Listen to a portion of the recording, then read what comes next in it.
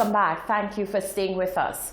Prime Minister Alain Chastanet implored Member of Parliament for Labrie, Alva Baptiste, to leave investors out of the business of the House after Baptiste called out an investor for supposedly being a leech. These are the comments that stirred the Prime Minister to interject during Friday's proceedings. Mr. Speaker, the last time the member for Mico South interrupted my presentation to talk about investor. Just for the record, before I get down to business, I want to indicate that I wasn't talking about any investor. I never said that T.O. King was an investor. I never said that Mr. T.O. King was a leech masquerading as an investor. I never said he was a leech in investor clothing. I said on that occasion, he's a leech in leech's clothing, Mr. Speaker. Because whilst we are poor and vulnerable economy, tens of millions of dollars are being spent. On a point of order again, Mr. Speaker. Please, Mr. Speaker. We are in delicate times, and to be able to make these kinds of allegations against persons who are not even in the House or against any other person investing in this country is disrespectful, Mr. Speaker. And I'm asking the member who I respect sincerely not to desist and not to do that. Alva Baptiste would not yield. Instead, he took to the Oxford Dictionary to define what an investor is and what a leech is. He was quickly taken to task by Castries Southeast MP, Guy Joseph. Mr. Speaker, the word leech as defined by the same source, quote, a person who sponges on others, and it proceeded to give an example of how the word leech is being used. Quote, they are leeches feeding off the hard-working majority, unquote. Therefore, Mr. Speaker, I find it difficult to acknowledge an individual who came to this country and got everything from the consolidated fund, the hard workers of this country, working hard to ensure the development of the country. On a point of order. The member is again misleading the House. Mr. Speaker, if the member is going to say that an investor, or whatever term he uses, comes to the country and gets money from the consolidated fund, he needs to be able to show where the investor got the money from the consolidated fund.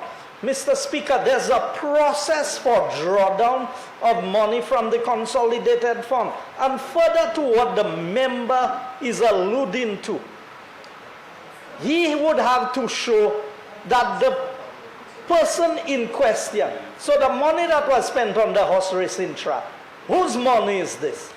Is there any evidence that $1 of St. Lucia's money paid for the trucking, the equipment, the stables, or everything else that is in there, Mr. Speaker? So he cannot on his own determine what is investment and what is not without the facts to back up his statement. Mr. Speaker, if he continues down, he needs to withdraw what he's saying there or provide the evidence. Despite being cautioned by the Speaker of the House, Alva Baptiste made it clear that no one would prevent him from calling a spade a spade. Member of Parliament for Babonneau, Ezekiel Joseph, took exception with members opposite who questioned the legacy of Mico South MP and Prime Minister Alain Chastanet. Prime Minister Chastanet has come under heavy fire from the opposition for what they say is a lack of accomplishments during his administration's 4-year tenure. Joseph says such statements are a gross misrepresentation of the facts. He argued that after 15 years, Pierre cannot stand toe-to-toe with Alain Chastanet. Asking my Prime Minister, where is his legacy? Mr. Speaker, the legacy of the United Workers' Party is well written and well reported in the Economic and Social Review. Unemployment going down, growth in the economy, Mr. Speaker, despite the fact that we're meeting all these challenges. But, Mr. Speaker, I want to ask those on the opposite. What is the legacy of the St. Lucia Labour Party? Analysis, Mr. Speaker.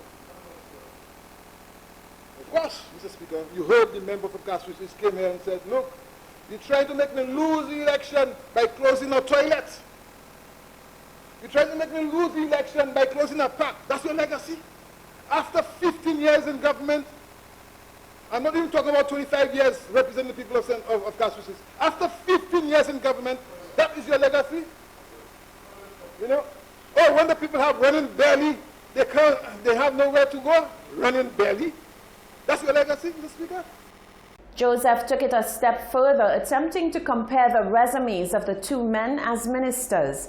Both Pierre and Chasney have held the ministerial portfolio of tourism. Let's compare the two of them, Mr. Speaker. Let's compare the two of them. You know what happened, Mr. Speaker? After a year and a half, they fired him as Minister of Tourism. You know? After he was there for a year or 2 years, they fired him as Minister of Tourism because the Prime Minister at the time had no confidence in him as Minister of Tourism. So what's the legacy talking about? What legacy talking about? What's the legacy, Mr. Speaker? Joseph and other parliamentarians hold firm to the belief that Prime Minister Alan Chasney has been subject to personal attacks because his performance on the economy and driving down unemployment figures pre-COVID-19 speak for themselves. Liat's commercial passenger services will remain suspended until the 15th of July 2020 due to the continued impact of the COVID-19 pandemic. Chief Executive Officer Mrs. Julie Riffer-Jones noted that while territories have begun to announce reopening dates, there are extended quarantine restrictions and protocols which are impacting the demand for travel. The CEO noted that the airline's management and board of directors will continue to monitor the situation and will review the decision in July as more information becomes available. Passengers booked during the extended period of suspension will automatically have their bookings cancelled and will receive full airline credit for future travel. Passengers booked during the extended period of suspension will automatically have their bookings cancelled and will receive a full airline credit for future travel. Passengers will be able to rebook as soon as the airline announces the resumption of passenger services. The CEO reassured that Liat is still committed to keeping the region connected.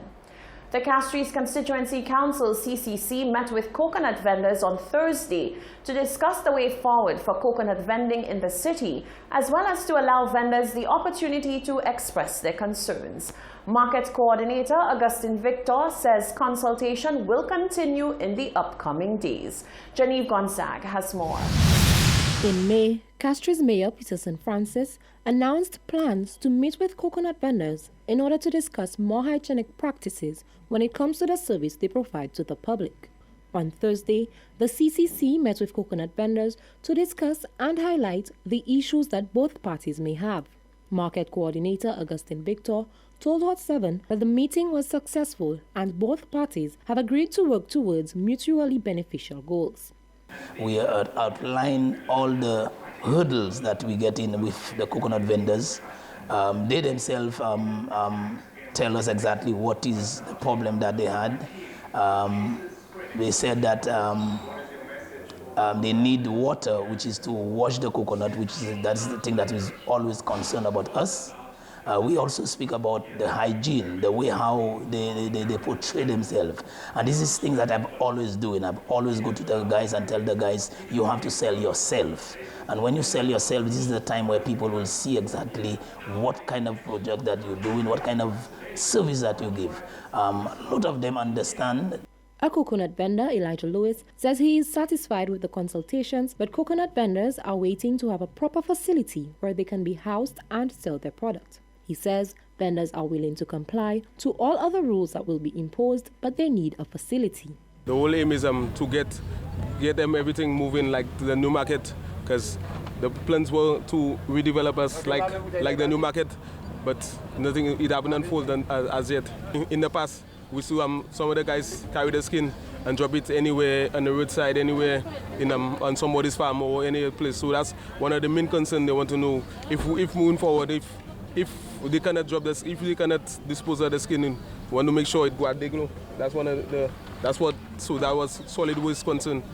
Yeah, and city council concern is we are there to the rules because they willing to comply with us. You understand? But if we will adhere to the rules, so that's one of the main concern. Victor says all the council is looking to do is elevate the standard of the Castries Market coconut vendors together with the provisional vendors. He highlighted some of the major issues that the coconut vendors need to work on. Even Minister of Agriculture said that they are getting report that the people are putting water into the bottled water of coconut. They deny that. They also said that sometimes the people drink a coconut and the jelly, they're taking out the jelly from what somebody's drink and then sell it out. They deny that. They have said that they are not doing that, but they will do everything in their power to see to it that these things is not occurred. According to the market coordinator, consultations will continue between the CCC and coconut vendors in the coming weeks to ensure that all stakeholders work together to meet a common goal, which is the elevation and beautification of the city of Castries. Reporting for Hot 7 News, I am Genevieve Gonzague. Alison Jean is sharing her thoughts on the way the recent Black Lives Matter protests was handled by police.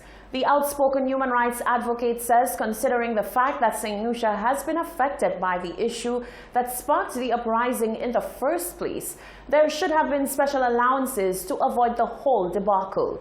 She says there was no political slant to the rally and so it should have never been denied. On Friday, the 12th of June, St. Lucia took part in a global protest against police brutality and racial injustice. The event was organized by the Black Lives Matter movement St. Lucia and included Joanna Joseph, the mother of 17-year-old Arnold Joseph, who was killed by local police on the 22nd of May 2019, and Alison Jean, the mother of Botham Jean, who was killed by a police officer in Dallas, Texas, on the night of September the 6th, 2018. The event, although peaceful, was marred with controversy as permission sought to hold it was denied by the Royal St. Lucia Police Force. This, according to Alison Jean, should have never happened. The Black Lives Matter event was planned within the whole sphere of what was happening in the United States and the rest of the world. Yeah? St. Lucia being a country that experienced firsthand one of their sons being killed at the hands of police, one who faced police brutality. I believe it ought not to have been just a routine response, but the response ought to have gone to whoever the competent authority is as listed in the State of Emergency Act or regulations, and given special consideration. Jean said public officers need to be less rigid and to use their discretion where necessary. It could have been, okay, we're granting you permission to have the march on condition that your people are 6 feet apart, that they're all wearing masks, that there is hand sanitizer, that it's only held for 1 hour, that there be no marching on the streets, that there be no loud music. You can do these things with conditions. But to blanketly say no, and then nobody says anything, so one saying no, one saying they're standing in solidarity. I mean, people in the Caribbean called me asking what mockery is that? St. Lucia should be in the forefront of the Caribbean, supporting and standing in solidarity with the United States over this Black Lives Movement. But here we were dilly-dallying, doing all kinds of things. That's my take. When asked whether she thinks the protest led to or has the potential to lead to change, Jean said until the people come together, there will be no progress. The change must come when the people speak. We cannot, and I understood, I don't see everything on Facebook, but I understood that my remarks were taken in a very derogatory way by some people. But that doesn't bother me because there are so many different people. People just see you and brand you and do everything. I will continue to tell my people We cannot just sit by and be passive. We cannot just sit by and do like Sapufe. Just said now is the time to fight for ourselves rather than depend on others to fight for us. Reporting for Hot 7 News, I'm Rochelle Gonzalez. You're watching the Hot 7 TV Nightly News. Stay with us. There's more coming up after the break.